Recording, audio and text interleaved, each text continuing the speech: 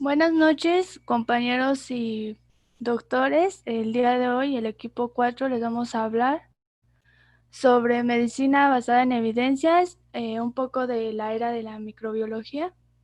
Y el equipo está conformado por Córdoba Núñez Jesús, Caño Valenzuela Daniel Arsenio, González Ángeles Yasmín Lisset, López Desiderio Alma Karina, Salinas Campos María Montserrat y su servidora Granados Pichardo Nancy Guadalupe. Vamos a empezar con las exigencias de las evidencias en la medicina y el surgimiento de la era microbiológica. La medicina basada en evidencias es el proceso cuyo objetivo es el de obtener y aplicar la mejor evidencia científica en el ejercicio de la práctica médica cotidiana. Bueno, el origen de la medicina basada en evidencias va a empezar después del siglo XVII por Thomas Bedoes. Este fue uno de los primeros en apoyar el ejercicio de la práctica médica utilizando la mejor evidencia, además de ser un reconocido médico inglés por sus críticas hacia la forma en que se practicaba la medicina. Después, en el siglo XIX, Pierre Alexander Louis Bichot y Megadier sostenían que los médicos no solamente se deberían de basar en la experiencia personal y en su apreciación para afrontar las enfermedades, sino que también deberían de soportarse con los resultados de las investigaciones con efectos cuantificables. En los años 60, la Escuela de Medicina de la Universidad de McMaster mm, inició un programa educativo llamado Educación basada en problemas, muy similar a la de Medicina basada en evidencias, ambas partiendo de la investigación de un problema de enfermedad o complicación de la misma en los pacientes que obligan a buscar la mejor evidencia de aplicar el resultado más certero. Más tarde, David Sackett y Archie Cochran aparecen en este origen, pero sin embargo, Gordon Guyatt fue el que acuña el término medicina basada en evidencias. Siguiente, por favor. Bueno, por último, pues para David Socket era el uso consciente, explícito y juicioso de la mejor evidencia disponible para la toma de decisiones sobre el cuidado del paciente individual. Y pues bueno, aquí les tengo un video de una entrevista que le hicieron a Gordon Guyatt sobre el origen de la medicina basada en evidencia.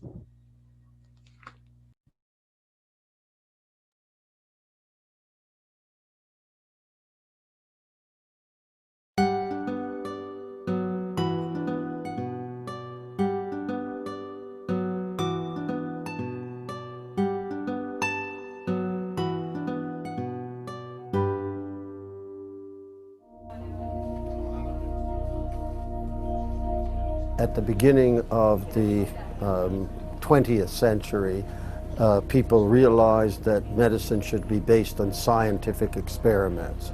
There was a dramatic event that changed people's way of thinking, and that was the thalidomide tragedy, where you had women who took this drug for nausea during pregnancy, and their children were born without arms and legs.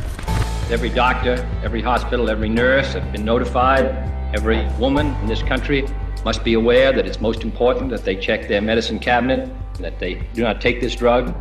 And that made people wake up to say, we need to test treatments more effectively, how to make sure that our treatments are doing more good than harm. En 1991, Gordon Guyatt publica un término, un nuevo enfoque para analizar los resultados de estudios clínicos, plantear nuevos métodos y revolucionar la toma de decisiones. Es la medicina basada en la evidencia. Ordinary people would be surprised that until recently, physicians were not trained at all how to interpret the medical literature. La medicina basada en la evidencia se hace mundialmente conocida un año más tarde, en 1992, gracias a este artículo publicado en la prestigiosa revista de la Asociación Médica Americana. Se definía así: to be able to critically look at the medical literature, to be able to distinguish between higher quality evidence and lower quality evidence, to be able to distinguish between trustworthy and less trustworthy, and to be able to make our decisions on the basis of the more trustworthy evidence. Desde su aparición ha modificado recomendaciones de tratamientos tan extendidos como la utilización de la terapia hormonal sustitutiva durante la menopausia. The guidelines all said women should take hormone replacement therapy to reduce cardiovascular risk. Then it came along, the randomized trials showed that hormone replacement therapy doesn't reduce cardiovascular risk. Now, had evidence-based medicine been in place, what the women would have been told, maybe hormone replacement therapy reduces your cardiovascular risk, but we're not sure. And maybe it increases your risk of breast cancer, but we are not sure. And maybe it helps your bones and reduces fracture, but we are not sure. Now, are you interested in taking hormone replacement therapy? Eating processed meat poses the same cancer risk. Eat processed meat, saying it can cause cancer. Y su aparición también ha levantado ampollas al poner en duda estudios tan conocidos como el que realizó la Organización Mundial de la Salud, afirmando que la carne roja procesada era cancerígena. Gayat y sus colaboradores publicaron un estudio que ponía en duda esta valoración, afirmaba que la carne roja era una buena fuente de nutrición y pedía a la OMS que revisara sus conclusiones de forma inmediata. Well, we have criticized what they said about that, and they have not been delighted. La medicina basada en la evidencia exige un aprendizaje por parte de los médicos que poco a poco empiezan a incorporarla a su práctica clínica. Which aspect of your next diabetes medication do you want to discuss first? Pero también la participación de un paciente informado que deberá decidir sobre su propio tratamiento cuando la evidencia sea una duda. Desde su aparición se ha extendido como una nueva filosofía a áreas tan distintas como la educación o la formulación de leyes políticas. Una herramienta tan sólida que, según Gayat, las nuevas formas de obtener datos que aporta el Big Data o la aplicación de la inteligencia artificial no modificarán sus bases. Y para demostrarlo vuelve a contar un ejemplo. Esta vez la medicina basada en la evidencia desmontó que tomar vitaminas antioxidantes como la C o la vitamina E redujera la probabilidad de tener cáncer y enfermedades cardiovasculares. When randomized trials were done and you randomized people to use the antioxidant vitamins or not, no difference. So what was going on? The people who took antioxidant vitamins were different from the people who didn't take antioxidant vitamins out there in the world. Things like they may have had lower stress in their lives, they may have been higher socioeconomic status, they may be eating differently, they may be exercising differently, many differences. And it was those differences, not the antioxidant vitamins, that led them to have lower cancer and lower cardiovascular risk. If we just believed big data, we would all be taking antioxidant vitamins, but it would be doing us no good, right? Gordon Gayat es ya uno de los 20 científicos más citados de la historia. Yeah, I'm pleased. Y tiene claro cuál es su escuela, lo que quiere transmitir a los futuros innovadores. A culture of research that is highly collaborative, where people care about one another in research, where they are ready to share their findings openly with one another, where they are ready to listen to one another and work together.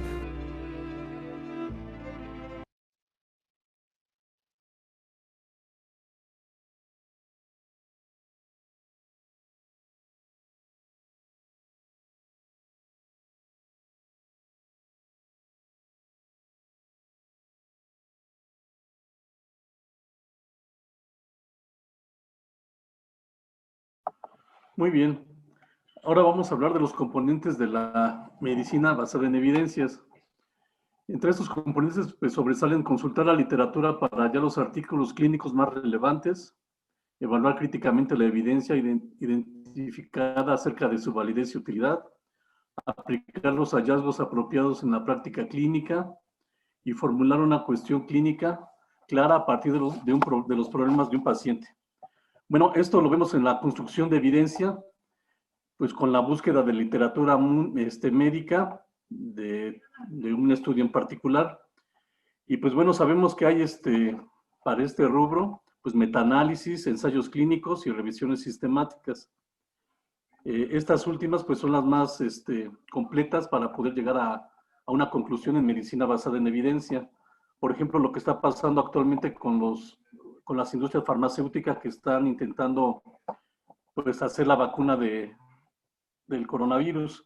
Por ejemplo, hace poco AstraZeneca ya estaba adelantado, pero uno de los voluntarios que estaban en el estudio pues sufrió pues un evento adverso, ¿no? También Johnson Johnson, que estaba ya más adelantado, también acaban de publicar que la detienen por mientras, en lo que ven también un evento adverso de un paciente. En fin, es decir, los estudios se están haciendo con evidencia médica y científica de qué es lo que pasa, tanto en eficacia como en seguridad para el paciente.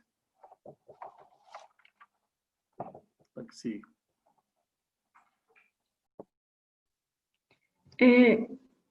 Bueno, posterior pasamos a las principales ventajas de la medicina basada en evidencias para el profesional de la salud. Entre ellas tenemos la disminución en la amplia variedad de información que no está justificada en algún documento científico para brindar la atención médica pues, a los pacientes.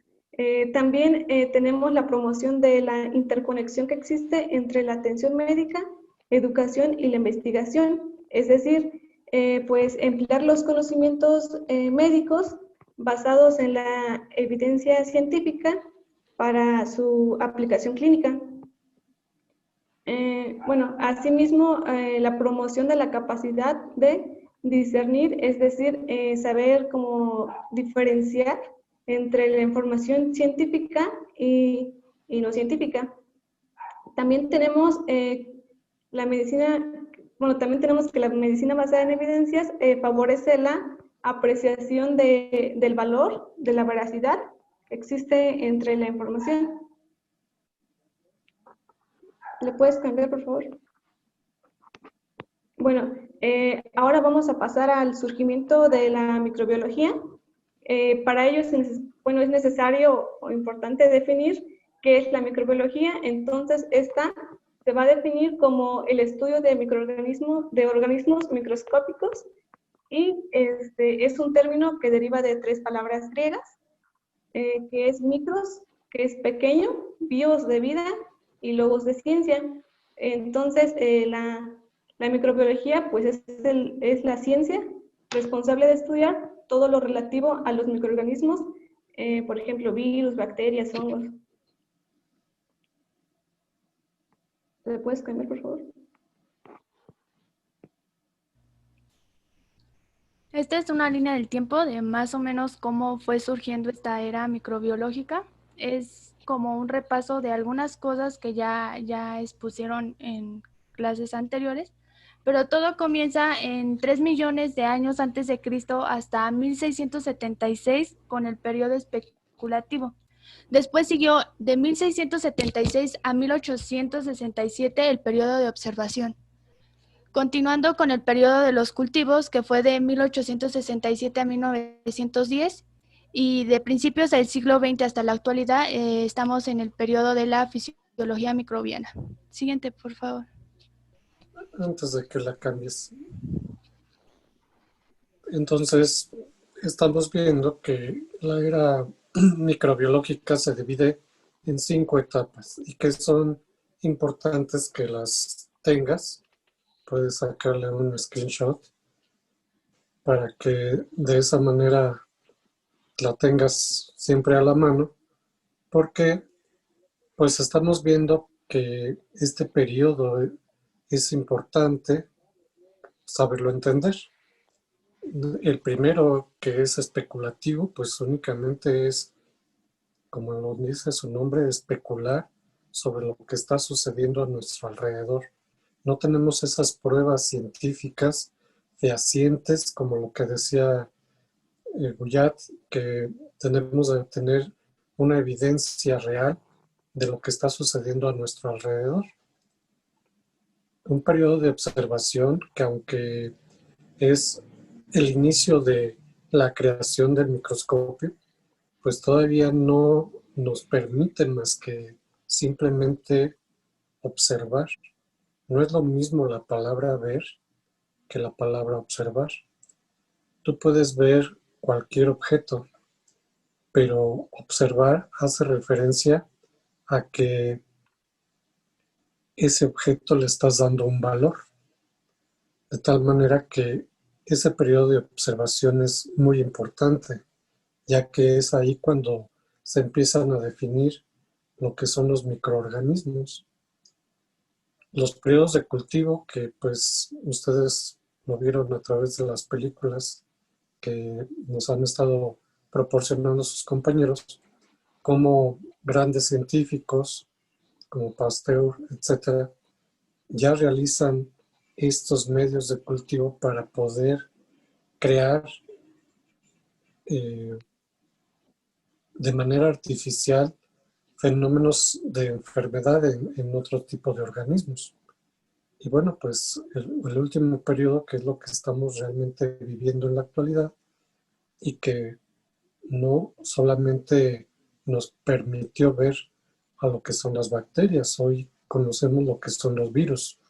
Y no sé si ustedes conozcan qué es un prión. ¿Alguien sabe lo que es un prión?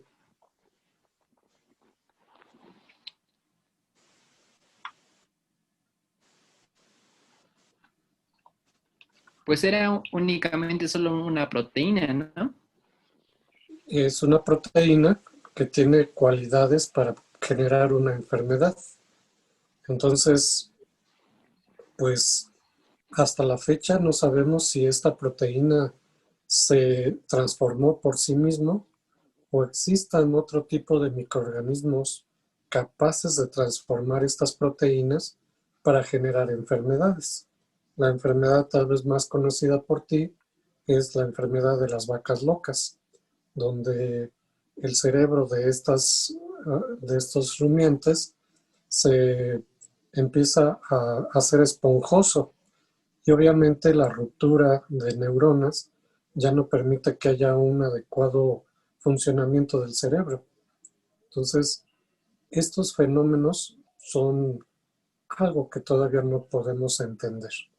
O probablemente, como por ejemplo, lo que llamamos actualmente enfermedades autoinmunes.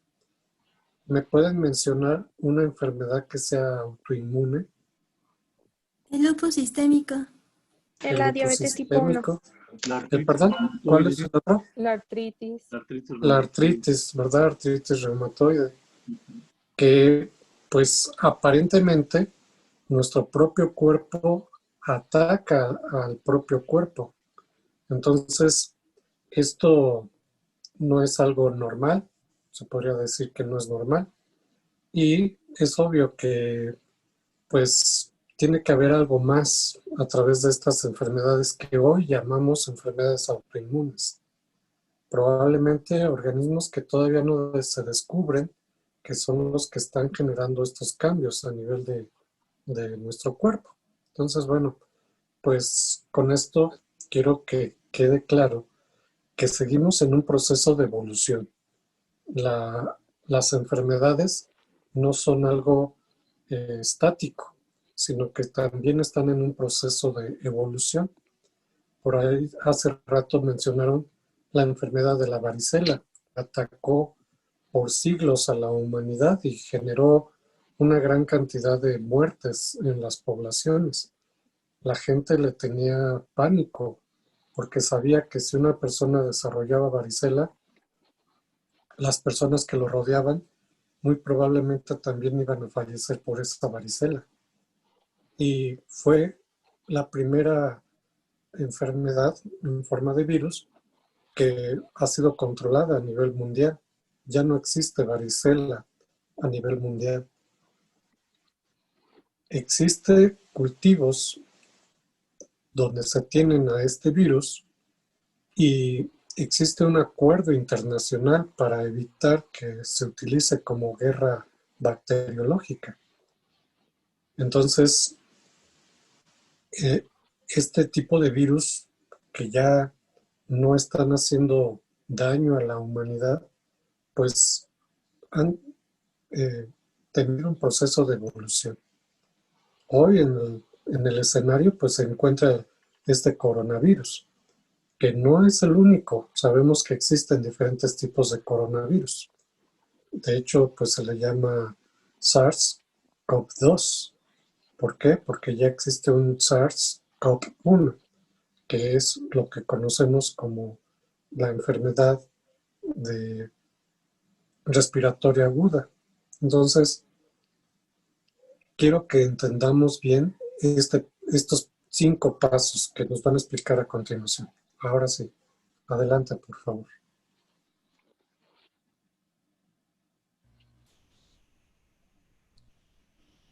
Siguiente, por favor.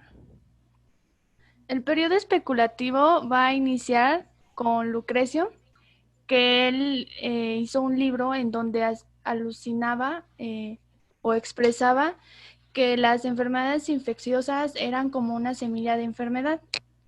Después, Girolamo Fracastorius, también en su libro, dice que las enfermedades contagiosas se deben a gérmenes vivos que pasan de diversas maneras de un individuo a otro.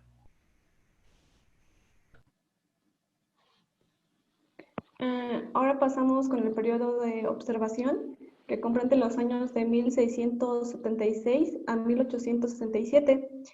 Bueno, se dice que después de las publicaciones de Leeuwenhoek,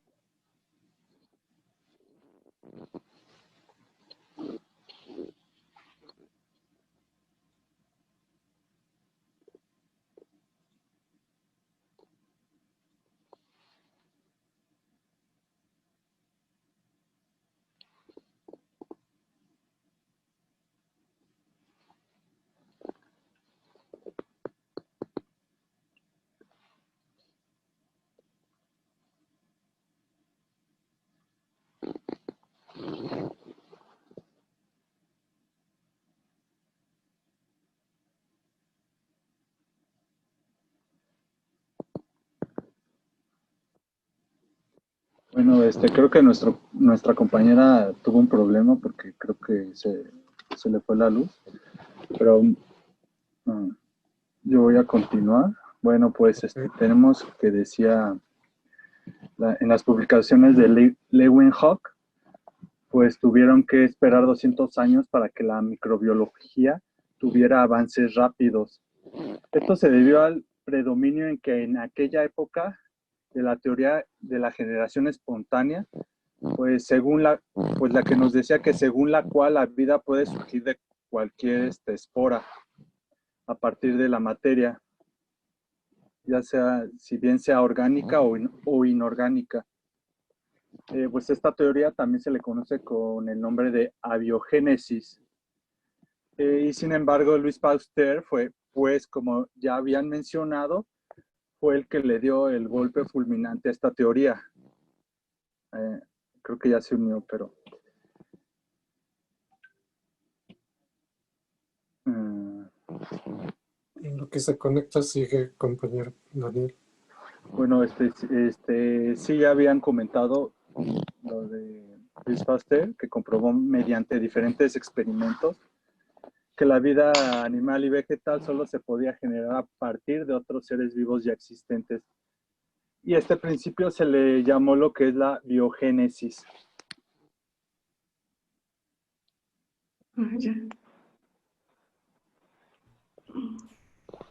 Bueno, continuamos con el periodo de los cultivos. En este periodo están los postulados de Koch, que ya hablaron, y sobre Pasteur, que desarrolló las bacterias contra el anthrax, el cólera de las aves, la erisipela porcina y contra la rabia.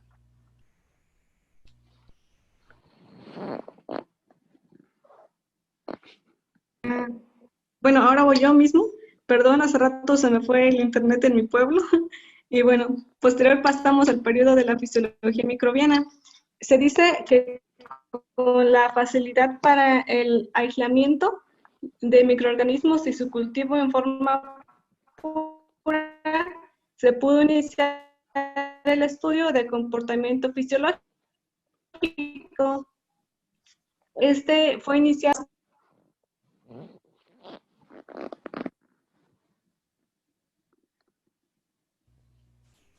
Creo que sigue con problemas. Otra vez alguien que pueda apoyarla en lo que Bueno, yo. Este fue iniciado por Pasteur en sus estudios sobre la fermentación alcohólica y fermentación láctica en la fabricación del vino y la cerveza y la torcedura de ambas bebidas. En 1928...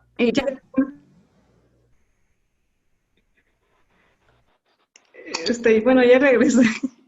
Bueno, en 1928 fue Alexander Fleming que descubrió el carácter antibiótico de Penicillium notatum contra Staphylococcus aureus, y esto fue debido a la penicilina.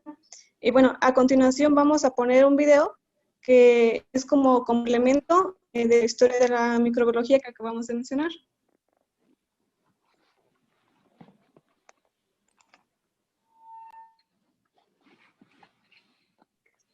Historia de la microbiología. La historia de la microbiología se divide en 3 periodos. Primero, el descubrimiento del mundo microbiano, el cual se caracteriza por el predominio de la era especulativa, que transcurre desde la antigüedad hasta la construcción de los primeros microscopios. Segundo, también conocido como era observacional o generación espontánea, en el cual se plantea que los seres vivos se forman a partir de materia inerte. Tercero, el periodo de las fermentaciones es el que marca el comienzo del cultivo de los microorganismos y que transcurre hasta finales del siglo XIX, en donde las diferentes tesis planteadas fueron de gran importancia dentro de los procesos de investigación acerca del papel y comportamiento que juegan las bacterias en una determinada enfermedad. Ahora veremos la línea del tiempo de la historia de la microbiología. Zacharias Hansen, inventor del microscopio, conformado por un tubo de 70 centímetros de largo y 9 centímetros de diámetro, con una lente convexa en cada extremo. Robert Hooke, se le debe el nombre de célula. Descubrió la célula observando en el microscopio una lámina de corcho, dándose cuenta que estaba formada por pequeñas cavidades poliédricas que parecían celdillas de un panal. Por ello, cada cavidad se llamó célula. Hooke fue el primero dedicado a observaciones microscópicas. Describió, entre otras cosas, los cuerpos fructificantes de los mohos, hongos filamentosos y estructura celular de las plantas. Francesco Redi demuestra que los insectos no se generan espontáneamente. El concepto de generación espontánea existía desde los tiempos bíblicos. La idea básica de esta teoría puede comprenderse fácilmente. El alimento se pudre si permanece durante cierto tiempo a la intemperie. Cuando este material putrefacto se examina al microscopio, se encuentra que está repleto de bacterias y tal vez de otros organismos superiores como gusanos. ¿De dónde provienen estas bacterias que no se ven en el alimento fresco? Algunos pensaban que provenía de semillas o gérmenes que llegaban al alimento a través del aire, mientras que otros opinaban que se originaban a partir de material inerte por generación espontánea. Redi demostró la ausencia de gusanos en un frasco cerrado, donde se había dejado carne pudriéndose, dando un duro golpe a la teoría de generación espontánea. Anthony van Leeuwenhoek descubrió los microorganismos, a los que llamó minúsculos animálculos, formas de vida que observó en las aguas de un lago con un microscopio simple. Carl Linnaeus sentó las bases de la taxonomía moderna, creó un sistema de nomenclatura binomial para clasificar a los seres vivos, fue quien agrupó los géneros en familias, estas en clases y las clases en reinos. Lázaro Spallanzani propuso que el aire transportaba gérmenes al medio de cultivo.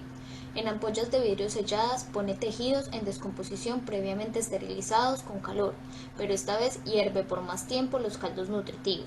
De esta forma eliminó la posibilidad del surgimiento espontáneo de microorganismos. Lo refuta y hace notar que la fuerza vegetativa persiste, pues al exponer los caldos al aire libre, los gérmenes se desarrollan sobre ellos. Edward Jenner descubrió la vacuna de la viruela y desarrolló técnicas de vacunación. Descubrió la vacuna antivariólica que tuvo trascendencia definitoria para combatir la viruela, enfermedad que se había convertido en una terrible epidemia en varios continentes. Louis Pasteur se le debe la técnica conocida como pasteurización. Refutó la teoría de la generación espontánea. Demuestra que la fermentación y descomposición se deben a la acción de microorganismos en caldos nutritivos. Inventó la vacuna contra la rabia, hizo estudios sobre la fermentación alcohólica y láctica e implementa procesos de esterilización. Joseph Lister descubrió los antisépticos. Desarrolló mediante calor la práctica quirúrgica de la asepsia y la antisepsia, mejorando notablemente la situación postoperatoria de los pacientes. Contribuyó a reducir en gran medida el número de muertos por infecciones contraídas en el quirófano después de que los pacientes fueran sometidos a intervenciones quirúrgicas. Robert Koch, considerado el fundador de la bacteriología, fue el primero en aislar microorganismos y descubrió el bacilo de la tuberculosis. Koch aisló el microorganismo causante de esta enfermedad y lo hizo crecer en un cultivo puro, utilizando este cultivo para inducir la enfermedad en animales de laboratorio, en su caso la cobaya, aislando de nuevo el germen de los animales enfermos para verificar su identidad comparándolo con el germen original. Walter y Angelina Hesse, surgimiento del agar-agar. Walter se dio cuenta que la gelatina y budines que hizo su esposa no se derretían a temperatura elevada, preguntándole a Fanny a qué se debía, y ella le comenta que empleó agar para su preparación. Gracias a ello, Walter sugirió el agar como una sustancia ideal para el medio de cultivo. Christian Gram desarrolló su método de tinción de bacterias. Utilizó anilina y violeta de genciana y después de un tratamiento con lugol y etanol observó que algunas bacterias retenían el colorante mientras que otras no lo hacían. Esto permitió dividir las bacterias en gram positivas y gram negativas, clasificación que es de gran utilidad hoy en día para elegir un tratamiento de antibiótico. Julius Richard Petri inventó la placa Petri. Esta se utiliza en los laboratorios principalmente para el cultivo de microorganismos, soliéndose cubrir el fondo con distintos medios sólidos de cultivo, según el microorganismo que se quiere cultivar. Alexander Fleming descubre la penicilina. Al inspeccionar sus cultivos antes de destruirlos, notó que la colonia de un hongo había crecido espontáneamente, como un contaminante, en una de las placas de Petri. Fleming observó más tarde las placas y comprobó que las colonias bacterianas que se encontraban alrededor del hongo eran transparentes debido a una lisis bacteriana, para ser más exactos, penicillium. Es un moho que produce una sustancia natural con efectos antibacterianos, la penicilina. Oswald Avery y McLean McCarthy descubren que el ADN es el material genético. El ADN es el material del que los genes y los cromosomas están formados y de cómo estos definen la sexualidad del ser humano. Anteriormente se creía que eran las proteínas los portadores de los genes. James Watson y Francis Crick descubrieron la estructura molecular del ADN. La estructura de la molécula de doble hélice, que es el ADN, dio al mundo la llave para entender todos los secretos de la vida. Toda la vida en la Tierra existe únicamente gracias a este omnipresente ADN, desde la bacteria más pequeña hasta el hombre. Robert Whittaker, clasificación taxonómica. Su principal aporte a los estudios científicos fue la propuesta de clasificación taxonómica de seres vivos en 5 reinos: Animalia, Plantae, Fungi, Protista y el actualmente obsoleto Reino Monera. Carl Richard Woese creó la nueva taxonomía molecular, basada en la comparación entre especies de la llamada secuencia del ARN ribosomal 16 y 18, que comparten todos los seres vivos del planeta y que apenas ha sufrido cambios desde la aparición en la Tierra de las primeras formas de vida microbianas.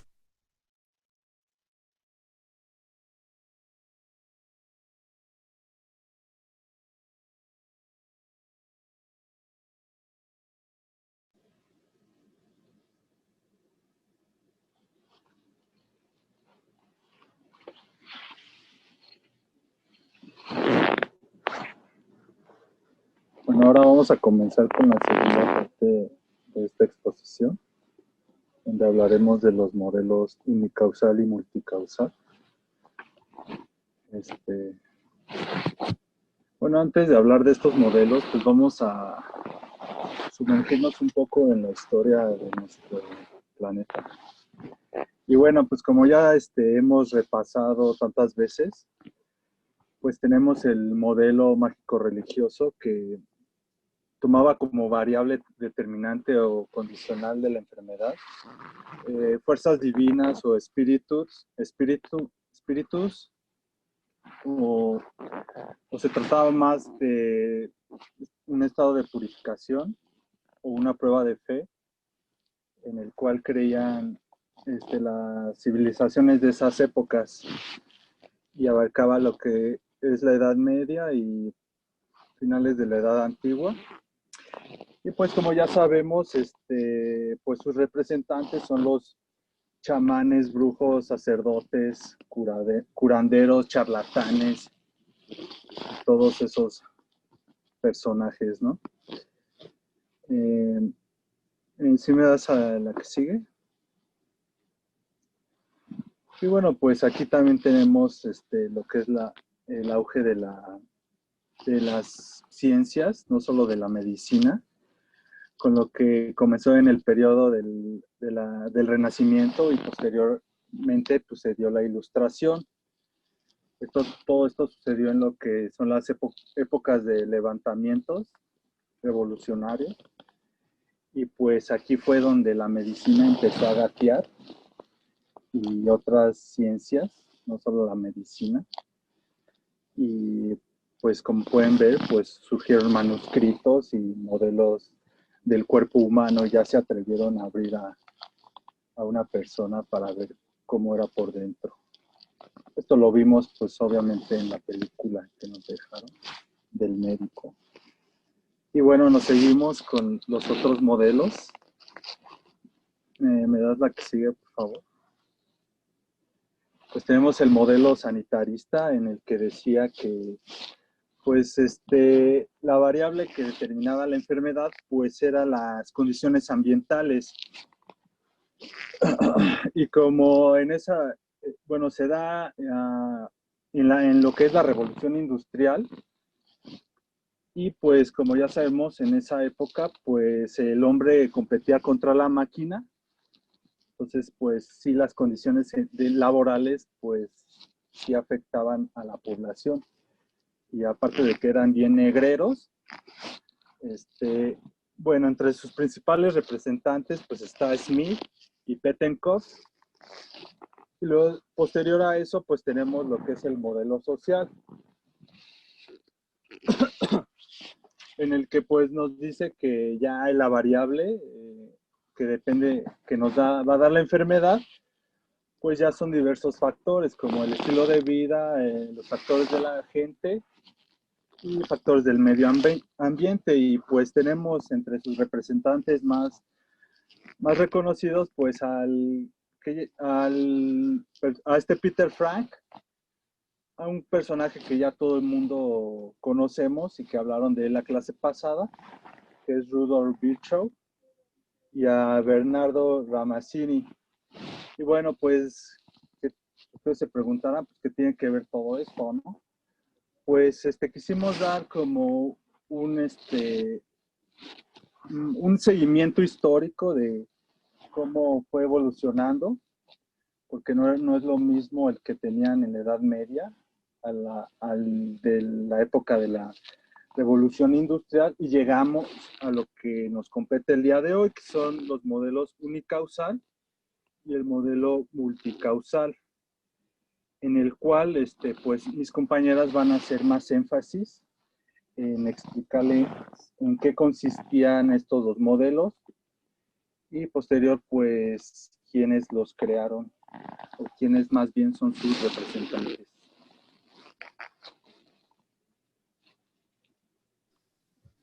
Bueno, ahora yo les voy a hablar sobre el modelo unicausal. Tenemos que este modelo surge en la segunda mitad del siglo XIX y a principios del siglo XX, y sus principales exponentes son Pasteur y Koch debido a los descubrimientos que ya han mencionado en clases anteriores nuestros compañeros. Antes de hablar concisamente en qué consiste el modelo unicausal, tenemos que saber el concepto de salud-enfermedad. Este es la respuesta a la presencia activa de agentes externos. El modelo unicausal básicamente trata de reconocer una causa única y fundamental para la producción de enfermedades como un fenómeno ligado a los gérmenes y virus que sustituyó a las concepciones míticas y sobrenaturales del modelo mágico-religioso del que ya habíamos hablado en las primeras clases. Y un ejemplo del modelo unicausal puede ser el virus de la polio, que da como resultado la poliomielitis. Este modelo permitió la investigación de medidas de control y fármacos, aunque también tuvo sus desventajas, como que no explica por qué el mismo agente no produce siempre la enfermedad, por lo que descifra de manera parcial la causa de la enfermedad sin aclarar el rol de otros factores. También tenemos que este modelo genera una desintegración del conocimiento biológico clínico. Esto quiere decir que deja de ver al paciente como un ser humano y solo lo ve como una enfermedad a través de conocimientos etiopatogénicos, diagnósticos, terapéuticos y profilácticos.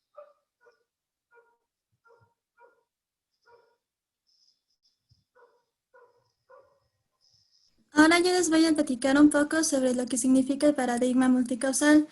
Tuvo su auge en la tercera década del siglo XX, por lo cual era un sustituyente de la teoría unicausal en el que decía que solamente una sola causa daba un solo efector, una sola enfermedad. Y aquí podemos poner como ejemplo de que el estrés, que es un tipo de agente psicológico, va a causar una hipertensión arterial. Los malos hábitos alimenticios que tienen que ver con el huésped, o sea, quien tiene la enfermedad, dependiendo de los hábitos alimenticios que pueda tener esa persona, va a causar el efecto de hipertensión arterial. Y el sedentarismo, que tiene que ver con el estilo de vida de la persona, va a tener como causa la hipertensión arterial. Por lo cual significa que ninguna enfermedad es causa de una sola causa. Siguiente, por favor.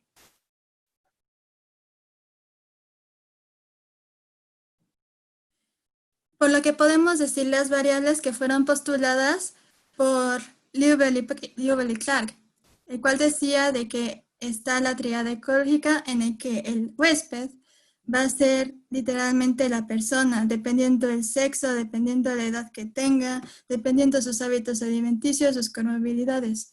El agente causal va a ser dependiendo, hay diferentes tipos de agentes causales. No solamente están los biológicos, que son los virus, las bacterias y los hongos, sino que también están los físicos, como las radiaciones, los químicos como lo es el alcohol, y los psicológicos, que también puede ser el estrés, el tener ansiedad, todo eso.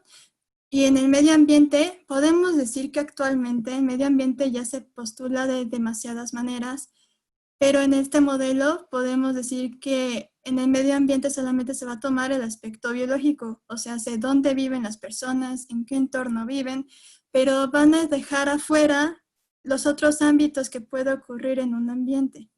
Siguiente, por favor. Como la ventaja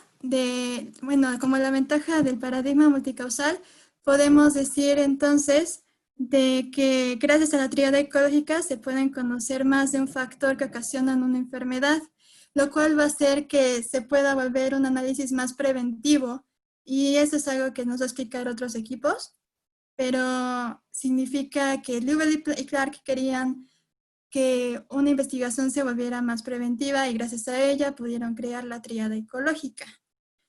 Lo malo es de que no hay un peso específico a cada factor. ¿A qué me refiero? A que se va a excluir el aspecto social debido a de que solamente se va a tomar en cuenta el entorno donde viven, si hay agua, si no hay agua, el clima, pero van a ignorar el aspecto del sexo, la edad, el género, la ocupación, todo lo que se debe de poner en una fecha de identificación. Eso aún no está contemplado en el paradigma multicausal. Y siguiente, por favor.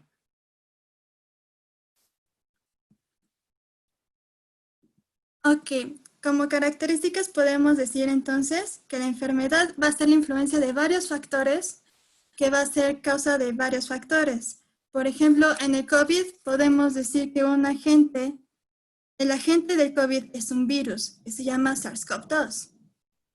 En el huésped podemos decir entonces que se da una enfermedad a una edad avanzada, va a ser en hombres, puede incluir a los jóvenes aunque no lo crean, trabajadores que trabajan con la carne, la raza, que sean obesos o sedentarios, o también que tengan comorbilidades como la hipertensión cardíaca o alguna enfermedad isquémica.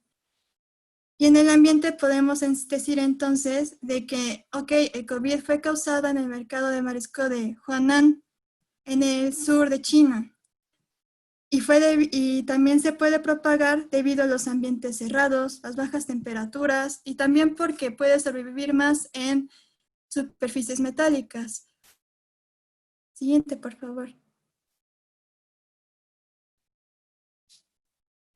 Por lo que podemos decir entonces de que el proceso de salud de enfermedad va a depender del equilibrio o desequilibrio de la tríada ecológica. Eso es lo que dice el paradigma multicausal. Por lo cual podemos decir que el paradigma se trata de enfocar en las diversas influencias que puede dar una enfermedad y de cómo va a ser la respuesta de la persona, del huésped o del animal ante esos estímulos que ocurren en él y la susceptibilidad, o sea, qué tan buen sistema inmune tienen, qué defensas tienen, qué tantas comorbilidades o qué tanto puede soportar un huésped para no poderse enfermar. Siguiente, por favor. Sus principales representantes va a ser entonces Hugh Rodman Level, el cual fue un profesor emérito de prácticas de salud pública en Harvard y médico estadounidense, y el doctor Edwin Courtney Clark, que fue profesor de epidemiología de la Escuela de Salud Pública y Medicina de Colombia. Las aportaciones y el resto del el cuadro de salud y enfermedad lo van a dar otros equipos. Siguiente. Gracias por su atención.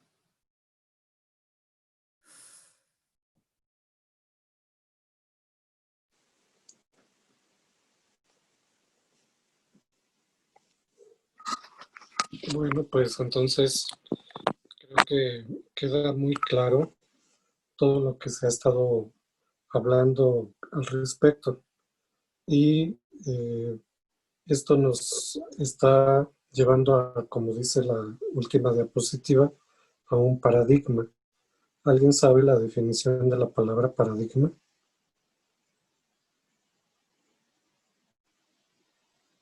No, pueden googlear.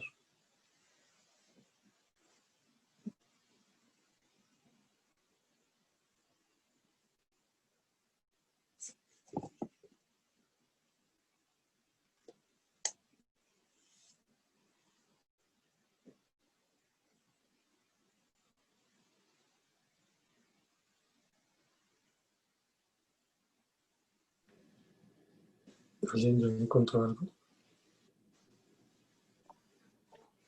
Bueno, pues dice que como paradigma denominamos todo aquel modelo, patrón o ejemplo que debe seguirse en determinada situación. Entonces, pues ahorita nosotros tenemos que seguir cierto paradigma para poder contener la enfermedad por la cual estamos siendo atacados como sociedad.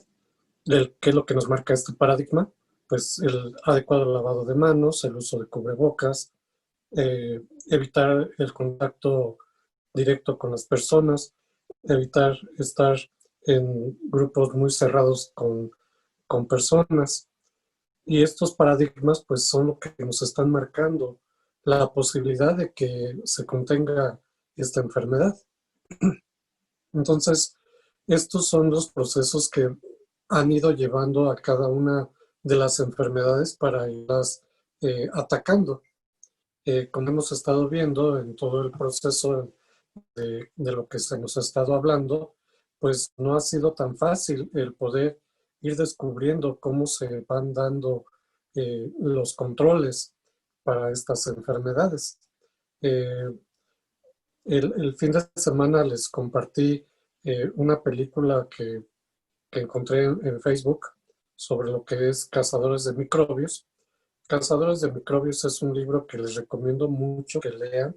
Es una lectura muy ligerita y no solamente habla sobre la vida de Pasteur y la vida de Koch, sino que también nos habla de otros personajes que son importantes en el proceso del descubrimiento de lo que son los microorganismos.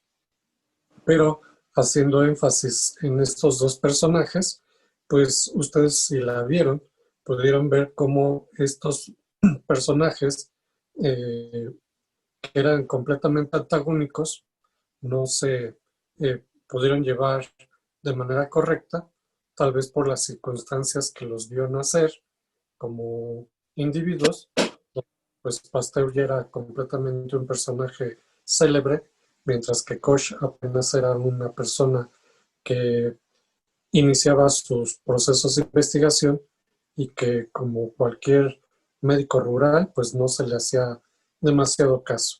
Y que al final, pues Koch es quien trata de resaltar sobre Pasteur y pues realmente logra muchas cosas. Yo pienso que si Pasteur no hubiera logrado el desarrollo de la vacuna contra la rabia, pues Koch hubiera sido la persona que en el proceso de la historia sería más reconocido. Y lo que decíamos desde la clase anterior, siempre vamos a tener aspectos políticos. Hace rato ustedes lo mencionaron con una de las preguntas, en el cual veo que no están muy conformes con lo que está haciendo la política mexicana con respecto a lo que es el control de esta enfermedad. Yo podría omitir mis comentarios porque no quiero causar ningún conflicto entre ustedes, pero no estoy muy de acuerdo en lo que ustedes mencionan. Y pues únicamente mencionarles que finalmente todo esto es un proceso de evolución. Entonces, la clase de mañana, pues cerraríamos este ciclo viendo todos los aspectos que se han ido desarrollando durante el proceso evolutivo, desde la época especulativa hasta nuestra época actual, en la que ya podemos hablar de conceptos de medicina basadas en evidencias. Entonces, por ahí veo que está el profesor. Entonces, no sé si quiere hacer algún comentario antes de concluir la clase. Gracias, Enrique. Pues bueno, ya creo que ha quedado bastante repetitivo esta línea del tiempo en cuanto a la evolución de cómo la humanidad ha visto este proceso de salud de enfermedad. Cómo se fue evolucionando desde las épocas del pensamiento mágico religioso hasta las épocas más actuales, que de hecho vamos a concluir el día de mañana con los modelos de Lewis Clark, de Mark Lalonde. Yo creo que un buen ejemplo para analizar es precisamente lo que sucede en nuestro país con respecto a la pandemia. Es precisamente un problema multifactorial. Fue una pandemia porque afectó a todo el mundo. Sin embargo, no a todos los ha afectado igual. Aquí hubo en México situaciones que son muy particulares y que no suceden en ninguna otra parte del mundo. Y hubo muchos factores que realmente, lejos de ayudar, hicieron que esta pandemia se agudizara y que se esté traduciendo precisamente en un desgaste físico, mental, muy importante de todo el personal de salud. Otra parte es la cantidad de vidas que se han perdido por esta pandemia. Pero yo creo que hay que profundizar más en el análisis de por qué nos pegó tanto la pandemia. Y aquí hay varios aspectos que probablemente no se estén tomando mucho en cuenta. Y sí, son aspectos que aparentemente, entre comillas, no tienen nada que ver con el sector salud, pero tienen que ver todo. Una, la economía. A pesar de que somos una economía relativamente fuerte, aproximadamente, todavía antes de esta pandemia, éramos la economía más o menos 14 a nivel mundial. O sea, realmente una economía relativamente fuerte. Sin embargo, una economía con una distribución de riqueza bastante mal. O sea, mucho dinero, pero mal distribuido. Esto ocasiona precisamente y se va a traducir precisamente en un nivel de pobreza importante en la población mexicana. Cerca de un 50% de la población está catalogada como población pobre. Entonces, y esto obviamente va emparejado, uno, con el nivel educativo, ¿sí? El nivel educativo de la sociedad es un nivel educativo de la sociedad mexicana muy bajo. Entonces, no podemos esperar realmente algo algo sobresaliente si tenemos una sociedad que se recoge su punto de vista desde televisoras manipuladas. No lee. O sea, realmente una sociedad bastante ignorante. ¿Eso en qué se va a traducir? En que precisamente, como ya comentaban hace rato, muchas de las personas de la sociedad a esas alturas del partido no creen todavía en que exista realmente este problema médico, ¿sí? ¿Por qué? Pues porque no ven muertos en la calle, ¿no? ¿Qué es lo que quisieran ver para que se den cuenta realmente que la gravedad de esta pandemia? Entonces, eso ocasiona precisamente pues, que no lleven al cabo medidas de prevención sanitarias, como ya se comentaban desde el principio de la pandemia. Aún vemos, siempre hemos visto desde el principio de esta pandemia, como vemos a personal o personas en la calle sin la menor protección, ¿sí? Personas que realmente no tienen el menor cuidado en protegerse ni en proteger a los demás. Somos un país o unas comunidades muy pobladas, en las cuales, pues cuando todos los que hemos viajado en el metro, sabemos cómo vamos ahí, ¿no? Entonces, el transporte público. Y si eso le sumamos, bueno, la falta de precaución de muchas personas, bueno, pues eso hace que esta pandemia se vaya prolongando. El nivel ya socioeconómico que les comentaba, ¿no? Realmente es una población que tiene la necesidad de salir a trabajar. Realmente que no tienen una vida económica resuelta. Muchas personas con un nivel socioeconómico bastante bajo que tienen la necesidad de salir a buscar sus productos, a comprarlos, a venderlos en un tianguis, en un puesto ambulante, etcétera, porque viven al día. Entonces, todo eso ocasiona, son factores que le van sumando, ¿no? la situación en la cual estamos. Entonces, tenemos que verlo desde muchísimos puntos de vista. Aquí, desgraciadamente, como comentaba el doctor Enrique, es muy fácil, es muy fácil culpar a determinada administración, a determinado gobierno. Aquí yo creo que lo más importante es informarnos, estar enterados, estar informados para precisamente evitar ser manipulados. Pero, sociedad que no lee es una sociedad que es fácilmente manipulada. Hay mucho de fondo en este país donde vivimos. Se están descubriendo muchísimas cosas de gobiernos anteriores y eso explica mucho realmente nuestra situación actual. Pues hay que dejar trabajar definitivamente al gobierno que está ahorita, a la administración, porque realmente creo que no es una situación nada fácil. Está enfrentando una crisis económica bastante importante, está enfrentando una crisis sanitaria que realmente, aunque aparentemente ya hay la luz al final del túnel en cuanto a las vacunas, al parecer en diciembre comentan que ya va a estar disponibles las vacunas y cuyos primeros personajes que van a ser vacunados van a ser todo el personal de salud. Y bueno, esto es una situación muy compleja y todo esto relacionado precisamente con que únicamente, no basta únicamente la presencia de un virus y de un huésped, ¿sí? Todo el medio ambiente que se desarrolla alrededor, por ejemplo, de la pandemia en México, son muchísimas causas las que están entrando en juego y que yo creo que nuestra información va a ser lo que más nos va a tener en cuenta para un buen criterio y no dejarnos llevarnos ni por las redes sociales, ni por los medios informativos, etcétera. Creo que nosotros debemos tener un criterio lo suficientemente maduro en base de una información bien fundamentada para evitar precisamente ser manipulados. Okay. Pero creo que vamos bien en el aspecto de esta línea histórica y vamos aclarando a lo largo del tiempo en todas estas pláticas que hemos tenido cómo ha ido cambiando los puntos de vista en el aspecto salud y enfermedad. Mañana vamos a cerrar precisamente esta plática con los modelos más recientes, ¿sí? Que complementan y cierran esos modelos de ver el proceso de salud y enfermedad. Es todo, Enrique. Sí, gracias, profesor.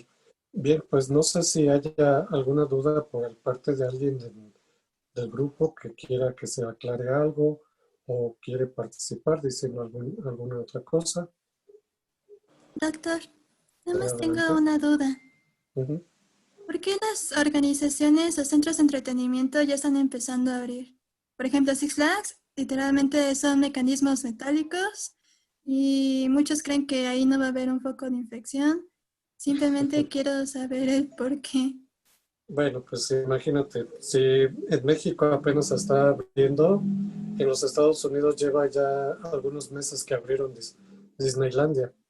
Eh, Obviamente, si vemos la diferencia entre México con Six Flags y Disneylandia con los Estados Unidos, sí es un poco abismal.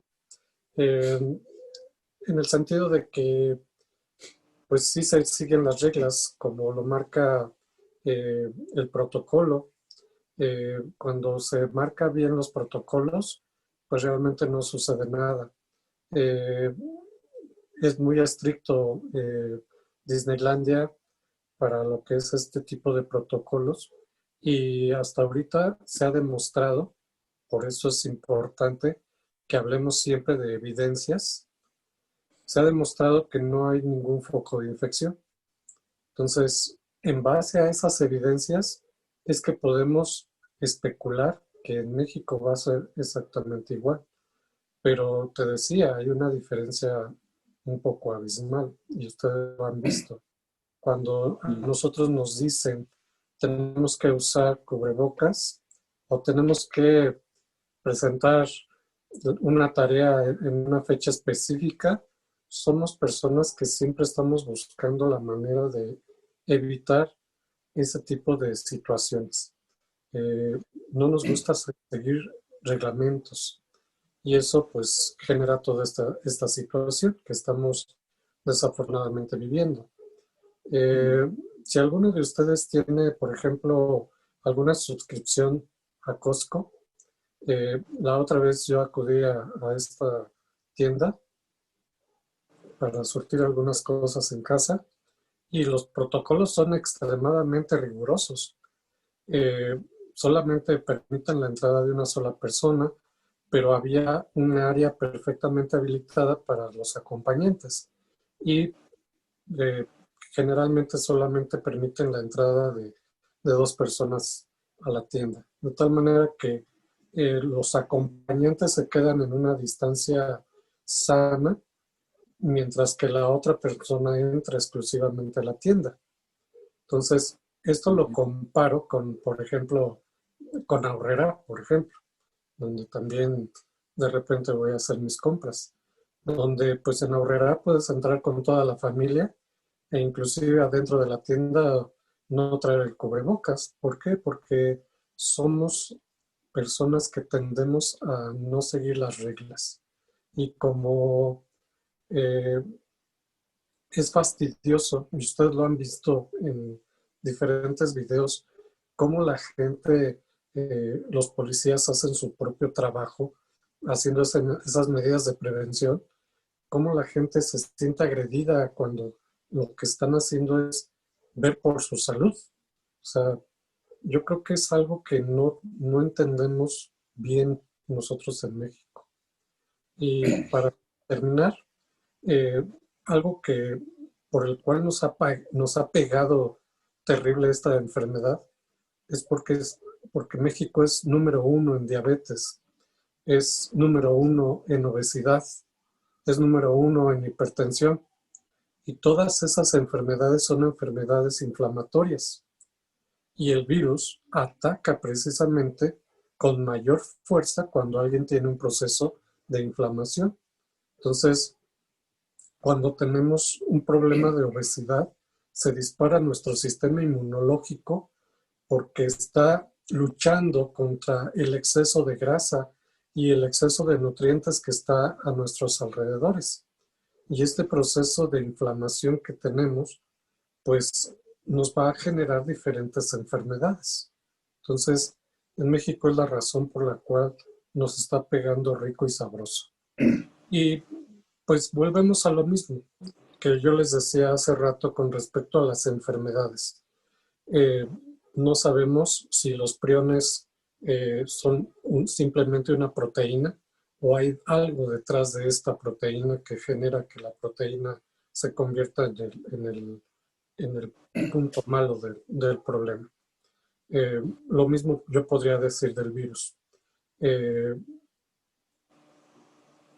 La palabra México proviene de un vocablo náhuatl que quiere decir mezcli, luna, xitli, ombligo, co, lugar. Somos hijos de la luna. ¿Por qué se construyó en Tenochtitlan esta ciudad? Porque se reflejaba mejor la luz sobre el lago de Texcoco. Entonces, si todo esto es realmente cierto, y voy a poner algunos ejemplos, permite que la mujer es la parte fértil de la población. ¿A qué voy a todo este choro que estoy diciendo? Que en México se dan situaciones extraordinarias de reproducción, a diferencia de otros países. Por ejemplo, en México las mujeres pueden ser fértiles a partir de los 10 años de edad. Algunas a los 14 años ya son mamás.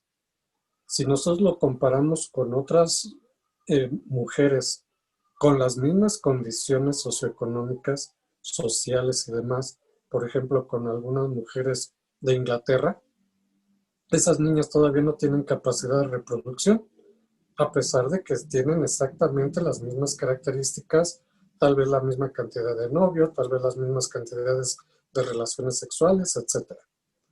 En México somos muy dados a decir, después de recién casados, se van a Acapulco, entran 2 y salen 3.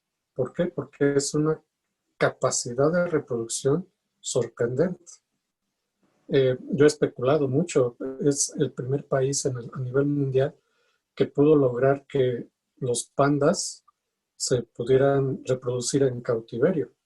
China los tenía en cautiverio desde hace siglos y nunca se había dado una reproducción en cautiverio.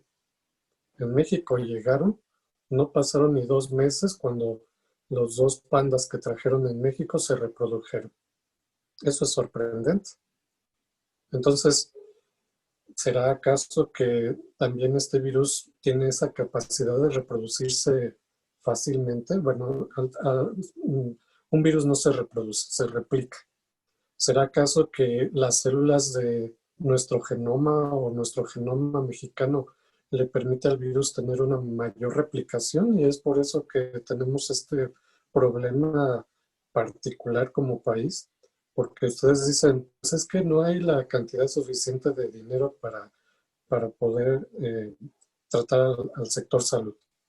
Compáralo con otro país, Venezuela, con El Salvador o con otro país que están peor que nosotros y no están así como nosotros con respecto al virus en particular. Entonces, no es únicamente de cuestiones políticas de lo que estamos hablando, sino que hay algo más allá. Pero todo esto tiene que tener una medicina basada en evidencias. Hace rato uno de sus compañeros mencionaba que el óxido de cloro podía tener una utilidad, pero bien lo marcó él. No existe evidencia científica que argumente que realmente es un buen tratamiento. Entonces, lo que tienen que entender ustedes es de que todo lo que se haga a nivel del sector salud hoy tiene que estar basado en una medicina basada en evidencias. El doctor Gatell reconoció que se equivocó al mencionar que no se usara cubrebocas, porque así se había dicho por protocolo internacional y se habían hecho trabajos en los cuales se había comprobado que el uso de cubrebocas no tenía ningún efecto sobre este tipo de virus. Entonces, el cambiar no es malo también. O sea, tampoco lo acusemos y lo echemos a leña verde.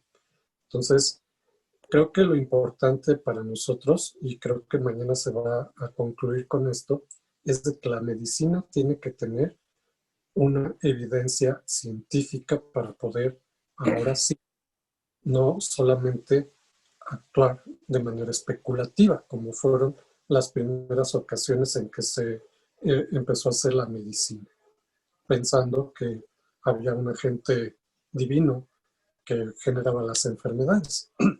Nosotros todavía seguimos acudiendo a chamanes en Veracruz para que la gente se cure. ¿Cuántos gente no acude porque tiene un mal de amores y dice, necesito que me quiten este mal de amores? Y acude a este tipo de técnicas demasiado antiguas, donde no existe una evidencia científica que nos permita realmente decir que lo que se está haciendo funciona al 100%. Entonces, pues yo espero que se haya podido contestar el por qué se puede abrir Six Flags y se podrían abrir bares y restaurantes y demás, porque existe una evidencia científica de que si se usan bien los protocolos, no se expande la enfermedad. ¿Alguna Aparte otra? de esto, perdón Enrique, yo creo que para todos es sabido que la economía de un país es importante, la economía interna y la economía externa. Sabemos porque mucha gente cercana, con eso de la pandemia muchas empresas cerraron y ustedes conocerán a algunas personas que probablemente se hayan perdido su trabajo. Entonces, si la economía no se echa a andar, el problema no es tanto que abran una empresa, una tienda, un bar, un restaurante, porque al final de cuentas es aspecto económico, tanto para el dueño como para los trabajadores y para los consumidores. Es un círculo económico que a todos beneficia. Eso no es el problema es que lo que comentábamos hace rato, la falta de educación todavía de muchísimas personas que pues se niegan a seguir los protocolos adecuados de prevención para sí mismo y para los demás. Ese es el verdadero problema. Por ahí comentaban en las redes sociales, pasar de un color a otro, el semáforo de naranja a amarillo, no quiere decir que la pandemia haya acabado. Solo te dieron permiso para salir a buscar el virus. Pero no es que la pandemia haya acabado. La economía es muy necesaria y eso ha sido visto en todos los países. A todos los países afectó precisamente esta parálisis económica, ¿sí? Y pues si no hay trabajo, no hay dinero, ni para el gobierno, ni para las empresas, ni para los trabajadores, ni para nada. Entonces, es necesario echar a andar la economía y lo antes posible. Se ha visto una pérdida del poder adquisitivo en forma bastante importante, ¿sí? Y se habla aproximadamente de unos 2 años de recuperación a lo que teníamos antes de la pandemia. Por eso es importante echar a andar o reactivar la economía. Ya los mecanismos, pues el gobierno y yo creo que todos tendremos que ponerlo de nuestra parte. Un aspecto importante para recuperar la economía interna es precisamente lo que mucha gente comenta, tratar de favorecer la economía interna, tratar de consumir productos nacionales, tratar en lugar de ir a comprar, por ejemplo, a supermercados internacionales, ir a comprar a un mercado, a un tianguis, al de la tienda, ¿sí? De modo que no haya fuga de capitales y que todo ese dinero que nosotros estamos ocupando quede mismo en el país. Entonces, hay varios mecanismos, hay varias formas en las cuales la economía se puede recuperar. Esto va a ser paulatino, va a ser progresivo, ¿sí? Va a llegar un momento en que todos ustedes van a tener que regresar a las aulas, ¿sí? Eso es inevitable, ¿sí? Ese no va a ser el problema. El problema va a ser en toda aquella gente que no sigue los protocolos y que pone en riesgo a los demás. Ustedes pueden salir con todas las medidas preventivas, ¿sí? Pero siempre habrá gente, el chofer del microbús, el que les tose a un lado, el que agarra el tubo contaminado, el no lavarse las manos, todo eso es lo que verdaderamente ocasiona que la pandemia precisamente pues tarde más en controlarse. Y pues la economía forma parte importante del motor del país. Es correcto. ¿Alguna otra pregunta o alguna otra duda? ¿Sugerencia? Bueno, pues creo que terminamos exactamente a la hora. Nos vemos entonces el día de mañana. Les pedimos únicamente que si nos regalan unos minutos más, el equipo 5 y 6, para concluir todo este proceso. Bien, pues entonces, buenas noches para todos.